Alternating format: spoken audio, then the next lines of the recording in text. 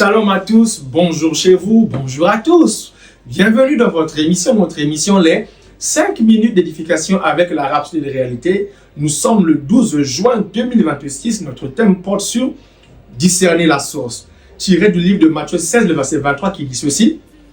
Mais Jésus, se retournant, dit à Pierre, arrière de moi, Satan. Dans les commentaires, Pasteur Christ dit ceci. Tout ce qui semble juste ne vient pas forcément de Dieu. Toutes les pensées, idées ou opinions qui semblent agréables ne sont pas forcément inspirées par l'esprit. Vous devez apprendre à discerner. Dans Matthieu 16, par exemple, le Seigneur Jésus a demandé à ses disciples, « Qui dites-vous que je suis ?» Matthieu 16, 15. Pierre répondit, « Tu es le Christ, le Fils du Dieu vivant. » Matthieu 16, 16. Alors le Seigneur dit à Pierre, « Tu es heureux, Simon, fils de Jonas, car ce ne sont pas la chair et le sang qui t'ont révélé cela, mais mon Père qui est dans les cieux. » Matthieu 16, 17. Mais peu après, lorsque le Seigneur Jésus commença à parler de sa mort, Pierre le prit à part et se mit à le réprimander en disant, « À Dieu ne plaise, Seigneur, cela ne t'arrivera pas. » Matthieu 16, le verset 22. Remarquez ce qui se passe ensuite.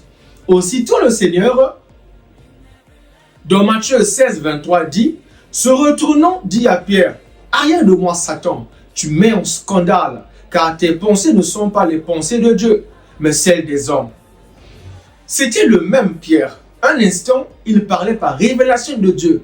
L'instant après, c'est Satan qui parlait à travers lui. Mais le Seigneur Jésus a discerné la source des paroles prononcées par Pierre.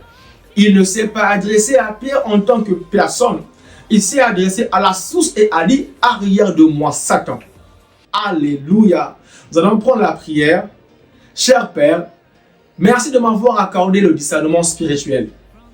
Je ne suis pas guidé par les apparences ou les émotions.